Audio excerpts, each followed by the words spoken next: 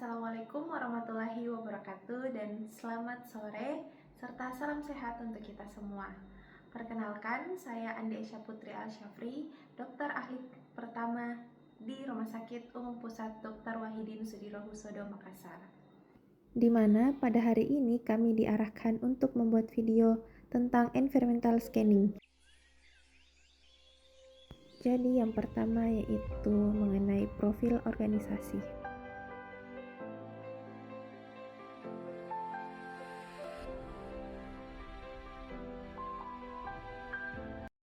Dr. Wahidin Sudirohusodo ini adalah rumah sakit rujukan nasional tipe A yang berlokasi di Jalan Perintis Kemerdekaan kilometer 11 Tamelan Raya, Kota Makassar, yaitu di Sulawesi Selatan.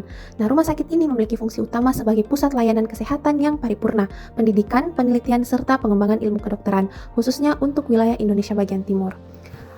Berbalik dari sejarah singkat ataupun dari asal mula rumah sakit ini, yang dimana pada tahun 1947 yaitu awal mula berdiri dengan memanfaatkan bangsal rumah sakit jiwa. Jadi rumah sakit Wahidin ini berasal dari rumah sakit umum Dadi. Lalu pada tahun 1957 menjadi rumah sakit pemerintah daerah tingkat 1 Sulawesi Selatan. Lalu berdasarkan surat keputusan Menkes yang dimana pada tahun 1994 yang ditetapkan sebagai Rumah Sakit Umum Pusat Dr. Wahidin Sudirohusodo yang merupakan rumah sakit vertikal milik Departemen Kesehatan kelas A serta rumah sakit pendidikan dan rumah sakit rujukan tertinggi di kawasan timur Indonesia.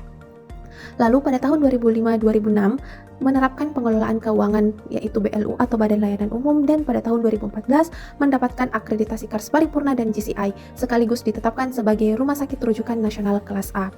Untuk visi misi dari Rumah Sakit Umum Pusat Dr. Wahidin Sudirohusodo yaitu visinya terwujudnya masyarakat sehat, produktif, mandiri yang berkeadilan. Dan misinya yang pertama adalah menyelenggarakan pelayanan, pendidikan, dan penelitian kesehatan yang berkualitas, terintegrasi, holistik, dan profesional. Lalu yang kedua, mengembangkan SDM rumah sakit yang kompeten dan berkinerja tinggi. Dan yang ketiga, kembangkan sistem manajemen organisasi yang efektif, dan yang terakhir adalah mengampu kerjasama dengan rumah sakit di seluruh dunia. Yang kedua yaitu mengenai gambaran tugas Anda di unit kerja. Jadi, karena saya merupakan dokter umum di Rumah Sakit Umum Pusat Dr. Wahidin Sudirohusodo, tepatnya anggota di KSM Umum, kami diberikan beberapa tempat tugas. Yang pertama yaitu di IGD atau instalasi gawat darurat, yang kedua di perawatan eksekutif atau PCC, Private Care Center, yang ketiga adalah ODC, kemoterapi atau one day care, dan yang keempat adalah case mix atau di bagian kleman serta pendingan BPJS. Yang tentu tugas utama kami dari pelayanan publik yaitu meliput di IGDK, PCC ataupun di one day care. Yang pertama adalah anamnesis yang mengarahkan kita bagaimana menentukan diagnosis ataupun penyakit dari pasien tersebut. Kita menanyakan mengenai keluhan utama serta keluhan-keluhan lainnya yang secara terpimpin. Lalu kedua adalah pemeriksaan fisik yang dimana kita dibantu ataupun berkolaboratif dengan perawat, baik mulai dari kesadaran ataupun keadaan umum pasien, meliputi TTV atau tanda-tanda vital, serta pemeriksaan mulai head to toe atau dari kepala hingga ujung kaki. Lalu yang ketiga yaitu penegakan diagnosis awal, serta dilanjutkan dengan tata laksana sesuai kasus dan sesuai kompetensi saya yaitu sebagai dokter umum. Serta tentu juga akan bisa melakukan rujukan ke spesialis bila hal ini diperlukan. Dan yang paling penting, kita sebagai garda terdepan tentu bertugas memberikan edukasi kesehatan kepada pasien serta keluarga yang datang di Rumah Sakit Umum Pusat Wahidin Sudirohusodo. Yang ketiga yaitu jenis pelayanan yang Anda berikan dan standar layanan yang harus Anda capai. Jadi, saya sebagai dokter umum di Rumah Sakit Umum Pusat Dr. Wahidin Sudirohusodo, khususnya paling banyak ditempatkan pada IGD atau instalasi gawat darurat. Jenis pelayanan yang saya berikan pertama yaitu pelayanan medik dasar, yang mencakup anamnesis, pemeriksaan fisik, dan penegakan diagnosis awal. Lalu yang kedua adalah menentukan prioritas penanganan pasien sesuai tingkat kegawat daruratan atau yang disebut dengan sistem triase. Yang kedua adalah pelayanan tindakan medis yang mencakup resusitasi dasar, yaitu airway, breathing, dan circulation. Dan yang kedua adalah pemberian terapi awal sesuai standar yang mencakup farmakoterapi, cairan ataupun oksigen. Dan yang ketiga adalah penanganan luka sederhana, pemasangan kateter, dan tindakan darurat lainnya. Yang ketiga adalah pelayanan preventif dan edukatif yang tentu selalu sering memberikan edukasi kesehatan dasar kepada pasien serta keluarga dan menyampaikan informasi mengenai rencana perawatan lanjutan. Dan yang keempat adalah pelayanan rujukan yang dimana di sini berkoordinasi dengan dokter spesialis ataupun unit terkait mengenai rujukan internal atau untuk rujukan internal. Dan standar layanan yang harus dicapai, yang dimana untuk menjamin mutu dan keselamatan pasien, standar layanan yang harus dicapai pertama adalah standar profesionalisme, standar keselamatan pasien atau patient safety goals, yang dimana tentu harus identifikasi pasien dengan benar, mencegah kesalahan obat dan tindakan medis, menyediakan pelayanan cepat dan tepat pada pasien yang gawat darurat.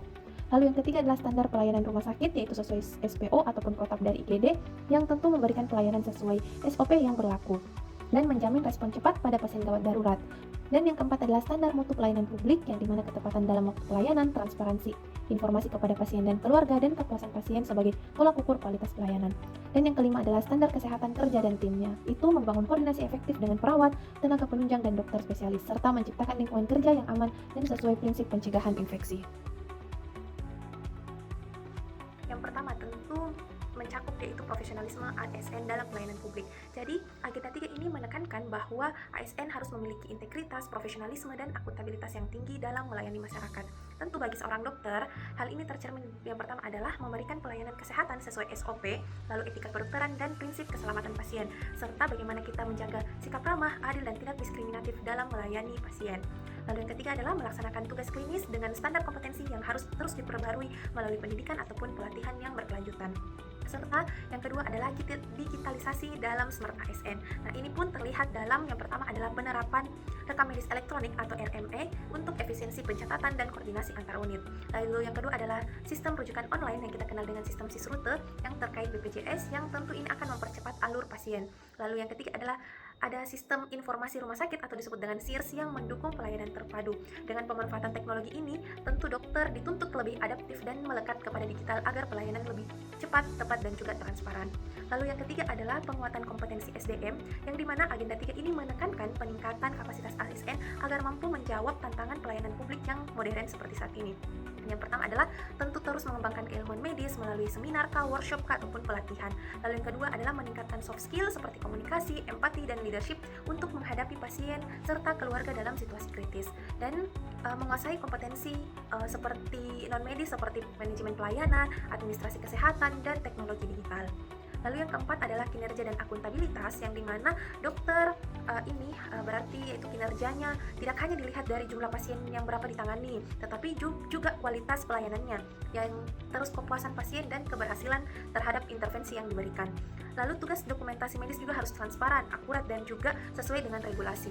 Terus yang kelima ada kolaborasi dan sinergi lintas sektor, yang dimana agenda 3 juga ini menekankan kolaborasi, jadi perlu tentu adanya bekerja sama dengan multidisiplin lainnya, terus mendukung program pemerintahan dalam kesehatan masyarakat, serta yang keenam atau yang terakhir yaitu pelayanan publik yang adaptif dan inovatif, yang dimana tentu dokter pun harus berkontribusi dengan menerapkan inovasi triase untuk mempercepat pelayanan, apalagi pelayanan gawat darurat, lalu mengembangkan program edukasi digital untuk pasien bisa melalui media sosial ataupun aplikasi dari kesehatan rumah sakit, serta membantu menciptakan solusi kreatif untuk mengatasi hambatan pelayanan seperti overcrowding yang biasa terjadi di IGD. Baik, selanjutnya yaitu fenomena serta hambatan yang sering ditemukan. Jadi khususnya di Rumah Sakit Wahidin Sudirohusodo, tepatnya di IGD, sering kita temui lonjakan pasien rujukan, karena kita ketahui bahwa Rumah Sakit Wahidin ini merupakan RSUP kelas A dan merupakan rumah sakit rujukan terbesar di kawasan Indonesia Timur. Jadi hampir semua kasus berat ataupun kompleks dirujuk ke Rumah Sakit Wahidin, sehingga sering kita temukan atau seringnya menyebabkan kepadatan pasien pada IGD setiap harinya. Lalu yang kedua adalah dalam pelayanan, selain overcrowding dari IGD, yaitu baik karena akibat rujukan ataupun pasien datang sendiri, biasanya kami adanya bertolak belakang terhadap sistem BPJS, yang dimana apakah itu terkait SOP dalam penerimaan pasien dan banyak lainnya. Lalu yang kedua yaitu dimana karena banyaknya juga pasien yang kadang diterima, sehingga tempat tidur di rawat inap itu kadang sampai over, sehingga banyak stagnan di IGD. Jadi beberapa karena pintu masuk selain di IGD kan ada juga lewat poli, sehingga kadang pasien menunggu lama untuk masuk ke dalam perawatan ataupun rawat inap. Lalu yang ketiga adalah biasanya ini lagi mengenai rujukan, biasanya kita temukan ini mungkin bagian administrasi, rujukan yang tidak sesuai. Nah, beberapa pasien yang seharusnya masih bisa ditangani di rumah sakit daerah ataupun pasien yang dirujuk tidak mencakup dalam gawat darurat, tetapi tetap dirujuk di Wahidin, sehingga ini lagi memberikan beban ke IGD. Apakah itu menambah jumlah pasien yang diterimakan semakin banyak. Lalu yang kedua adalah mengenai tempat tidur. Nah, lalu yang selanjutnya yaitu biasanya adanya lainnya yaitu harapan masyarakat terhadap pelayanan. Nah, biasanya pasien menuntut pelayanan yang cepat dan yang berkualitas, sedangkan saya melihat itu masih menjadi hambatan bagi kami karena masih belum seimbangnya antara hal tersebut dengan mungkin yang pertama mengenai sumber daya juga, dan yang kedua adalah alur yang masih banyak perlu diperbaiki seperti tadi ya. Yang pertama karena tempat tidurnya juga masih kadang membuat pasien menunggu lama untuk masuk ke dalam perawatan.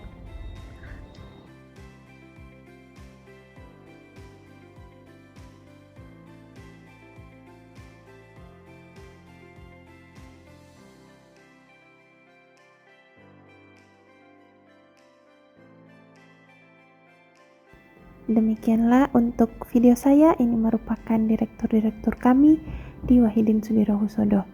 Boleh disaksikan.